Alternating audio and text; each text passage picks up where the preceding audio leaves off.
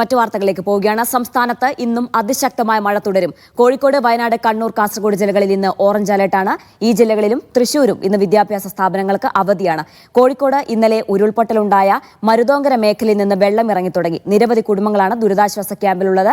മലയോര മേഖലകളിൽ വ്യാപക മഴക്കെടുതിയാണ് ഉണ്ടായത്.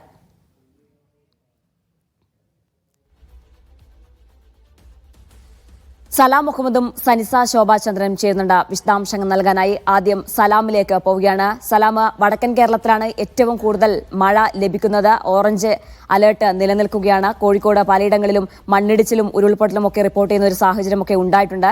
ഇപ്പോൾ മഴ തുടരുകയാണോ? മഴ മുന്നറിയിപ്പ് എങ്ങനെയാണ്?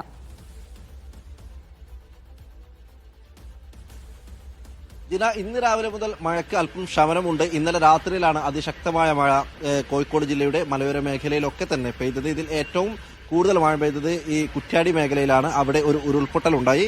മരുതോങ്കര പഞ്ചായത്തിലെ തൃക്കന്തോടാണ് ഉരുൾപൊട്ടിയത്. വനത്തിനുള്ളിലായിരുന്നു ഉരുൾപൊട്ടിയത്, ജനവാസ മേഖലയിലല്ല. എന്നാൽ അതേ തുടർന്ന് മലവെള്ളപ്പാച്ചിൽ സമീപത്തെ പുഴകളിലൊക്കെ തന്നെ വലിയ രീതിയിൽ ക്രമാതീതമായി വെള്ളമുയർന്നു. വീടുകളിലേക്കും സമീപത്തെ ഈ സ്ഥാപനങ്ങളിലേക്കൊക്കെ തന്നെ വെള്ളം കയറുകയും ചെയ്തു. അതേ തുടർന്ന് ഇവിടെ നിന്നും 16 കുടുംബങ്ങളെയാണ് മാറ്റിയിട്ടുള്ളത്. 16 കുടുംബങ്ങളിലായി 49 പേരെയാണ് ദുരിതാശ്വാസ ക്യാമ്പിലേക്ക് മാറ്റിയിട്ടുള്ളത്. എന്നാൽ ഇന്ന് രാവിലെ മുതൽ വെള്ളം ഇറങ്ങി തുടങ്ങിയിട്ടുണ്ട്.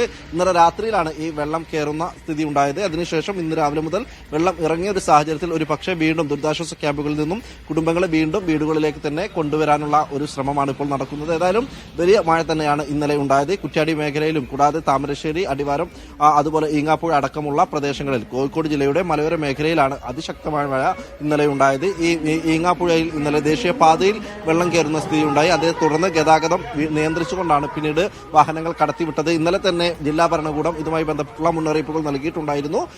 അത്തരത്തിലുള്ള മുന്നറിയിപ്പുകളും ജില്ലാ ഭരണകൂടം നൽകുന്നുണ്ട്. സലാം മുഹമ്മദാണ് വിവരങ്ങൾ നൽകിയത്. ഇനി